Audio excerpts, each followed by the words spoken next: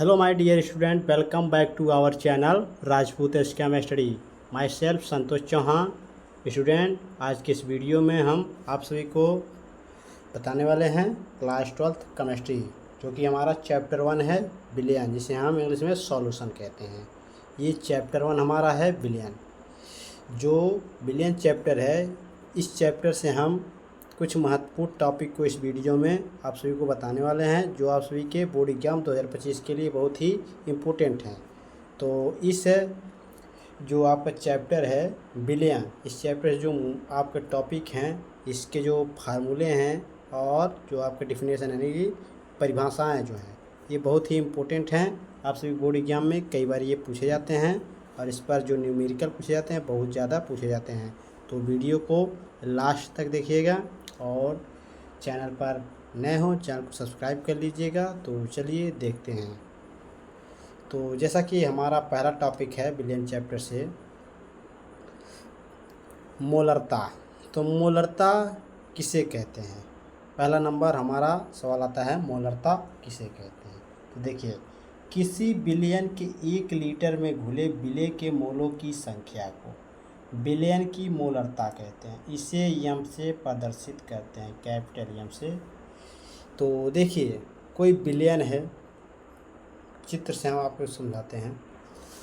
तो देखिए, तो कोई हम बिलियन ले लेते हैं, यानी कि सॉल्यूशन। ये हमारा क्या हो गया?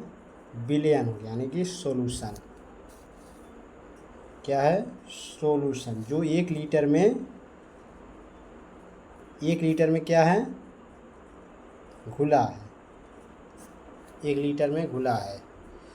और हम क्या करते हैं? बाहर से, क्या?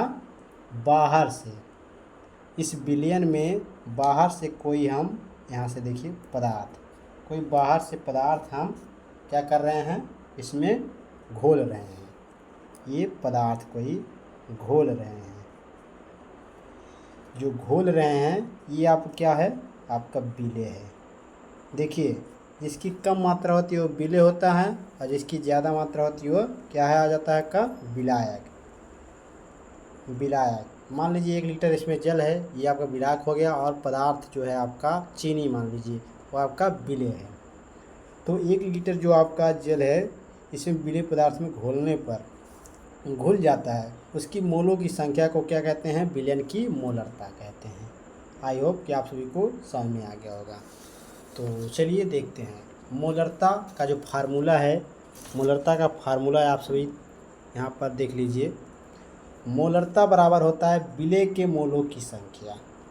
विलेय यानी कि जो आपका था क्या? पदार्थ, यानी कि चीनी, जैसे कि उसकी जो संख्या है, उसकी संख्या, और बटे में आपका बिलियन का आयतन, यानी कि मिलीलीटर, जिसमें आपका 1 लीटर था जल, वो आपका बिलियन का आयतन हो गया। ये मिलीलीटर में। मिलीलीटर अगर यहाँ पर लीटर होता तो यहाँ पर 1000 गुणे में नहीं होता। क्या? 1000 में गुणे में नहीं होता, लेकिन आपका ये मिलीलीटर में है, तो आपका यहाँ पर 1000 हो गया। तो इसका जो फार्मूला हो जाएगा, यम बराबर कैपिटल डब्ल्यू बराबर यम गुणे वी, मिलीलीटर, और गुणे में ये आपका 1000। तो ये फार्मूला हो गया। अब इसमें यहाँ पर देखिए, जो आपका कैपिटल डब्ल्यू है विलेय का भार है, और कैपिटल एम जो है इस यहाँ स्मॉल एम जो है विलेय का अनुभार है, और वी क्या है? बिलियन का आयतन। तो ये जान लीजिए। उसके बाद हम चलिए देखते हैं मोलरता। मोललता उसी प्रकार है, सिर्फ इसमें क्या हो जाता है? इसमें आपका किलोग्राम में हो जाता है। 1 किलोग्राम विलायक में घुले विलेय के मोलों की संख्या को बिलियन की मोललता कहते हैं। इसे स्मॉल एम से प्रदर्शित करते हैं। तो ये है आपका मोललता। तो चलिए चित्र समझ लेते हैं, उसके बाद हम देखेंगे फार्मूले को। तो जैसा कि देखिए सेम ही है आपका इसमें। जैसा कि ये चित्र ले लीजिए, आपका कोई बिलियन है, ये आपका उसमें 1 लीटर था, ये बिलियन हो गया आपका यहाँ पर 1 केजी हो गया, यानी कि 1000 ग्राम। अब ये आपका जो है ये चीनी है। 1 केजी क्या है? चीनी है। ये आपका क्या है? विलायक। सॉरी चीनी नहीं, ये पानी है यानी जल है, H2O, ये विलायक हो गया। अब यहीं से हम पदार्थ डालेंगे जो आपका होगा चीनी। चीनी कोई पदार्थ है। अब ये आपका विलेय हो गया, विलेय पदार्थ हो गया जिसे हम इसमें घोल रहे हैं। इससे घोलने पर जो आपका मोलों की संख्या निकल रही है, यानी कि जो आपका चीनी यानी जल का मोलों की संख्या निकल रही है, विलयन की मोलों की संख्या निकल रही है, वही आपका क्या है, मोललता है। तो ये आपका उसमें ग्राम हो गया, उसमें आपका लीटर में हो गया था, इसमें आपका किलोग्राम में हो गया। बस यही अंतर है। देखिए 1 किलोग्राम विलायक में घुले विलेय के मोलों की संख्या को विलयन को की मोललता कहते हैं। इसे स्मॉल m से प्रदर्शित करते हैं। मोललता बराबर होता है विलेय की मोलों की संख्या बट्टे में विलायक का भार ग्राम गुणे 1000। ये आपका होता है फार्मूला। m बराबर W/m गुणे कैपिटल W GM, यानी ग्राम हो गया ग्राम में, और उसके बाद 1000 गुणे में हो गया। ये आपका फार्मूला हो गया। तो चलिए आप देखते हैं अगला नेक्स्ट जो आपका टॉपिक है उसे देख लेते हैं। इसमें आपका जहाँ पर आपका W विलेय का भार है, m जो है विलेय का अनुभार है, कैपिटल W जो है विलायक का भार है। इतना जान गए। अब देखिए मोल अंश और मोल प्रभाज हमारा लास्ट टॉपिक है। इसमें आपका बहुत ही इंपॉर्टेंट ये टॉपिक है, इसको बहुत ध्यानपूर्वक देखिएगा। देखिए किसी विलयन में उपस्थित किसी का मोल प्रभाज, किसी का मोल प्रभाज उस घटक के मोलों की संख्या तथा कुल मोलों की संख्या के अनुपात को मोल अंश कहते हैं। यानी कि देखिए चित्र में आपको समझते हैं, आपको रफ कॉपी में बताते हैं। तो देखिए मान लीजिए आपका विलयन है, क्या विलयन है। अब विलयन के आपके 2 भाग होते हैं, क्या 2 भाग। कौन कौन से भाग होते हैं? एक होता है आपका क्या विलेय, और एक होता है आपका विलायक। अब जो विलेय है, विलेय में जो आपका उसकी मोलों की संख्या होगी, क्या मोलों की संख्या। जो विलयन है इसके 2 घटक हैं, और इसमें जो विलेय से घटक हैं घटकों के मोलों की संख्या की, जो मोलों की संख्या है घटकों के मोलों की संख्या और इसके कुल मोलों की संख्या, क्या कुल मोलों की संख्या को क्या कहते हैं,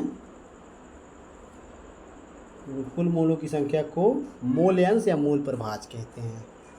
देखिए जैसे विलायक का मान लीजिए, विलायक का ये मोलों की संख्या, उसके बाद जो विलायक है इस घटक के मोलों की संख्या और इसके जो है कुल मोलों की संख्या, और इसके कुल मोलों की संख्या को क्या कहते हैं हम मोल प्रभाज या मूल्यांश कहते हैं। जैसे विलयन हो गया, विलयन के यानी कि विलयन के मूल प्रभाज के घटकों के मोलों की संख्या को और उसके कुल मोलों की संख्या को मोल प्रभाज या मोल अंश कहते हैं। तो समझ गए आप सभी। देखिए किसी विलयन में उपस्थित, मान लीजिए विलयन था, उसमें उपस्थित किसी मोल प्रभाज, कोई मोल प्रभाज उस घटक के, मान लीजिए घटक कौन था हमारा था विलेय और विलायक, इसके घटक के मोलों की संख्या यानी मोलों की संख्या और कुल मोलों की संख्या यानी विलयन यानी कुल मोलों की संख्या को क्या कहते हैं, मोल प्रभाज यानी मोल प्रभाज या मूल अंश कहते हैं। देखिए विलेय का मोल प्रभाज बराबर, इसका फार्मूला 2 होता है, एक विलेय का मोल प्रभाज, एक विलायक का मोल प्रभाज। तो विलेय का मोल प्रभाज बराबर होता है विलेय के मोलों की संख्या और विलायक के मोलों की संख्या। दूसरा नंबर हमारा फार्मूला है विलायक का मोल प्रभाज। तो विलायक का मोल प्रभाज है विलायक के मोलों की संख्या और विलयन के कुल मोलों की संख्या बटे में इसका हो जाएगा। एक फार्मूला आप इम्पोर्टेंट है, इसको देख लीजिए। देखिए विलेय की मोलों की संख्या प्लस विलायक के मोलों की संख्या बराबर में होता है क्या, 1 होता है। तो इसना आप ध्यान दीजिएगा। तो ये था बहुत ही इम्पोर्टेंट टॉपिक। 3 टॉपिक को मैंने इस वीडियो में बताया क्योंकि बहुत कम समय में। तो वीडियो ठीक लगा हो, अच्छा लगा तो लाइक शेयर कमेंट जरूर कीजिएगा, और चैनल पर नया हो चैनल को सब्सक्राइब कर लीजिएगा और अपने दोस्तों को ज़्यादा से ज़्यादा शेयर कीजिए और बेल आइकन प्रेस को भी दबा लीजिएगा।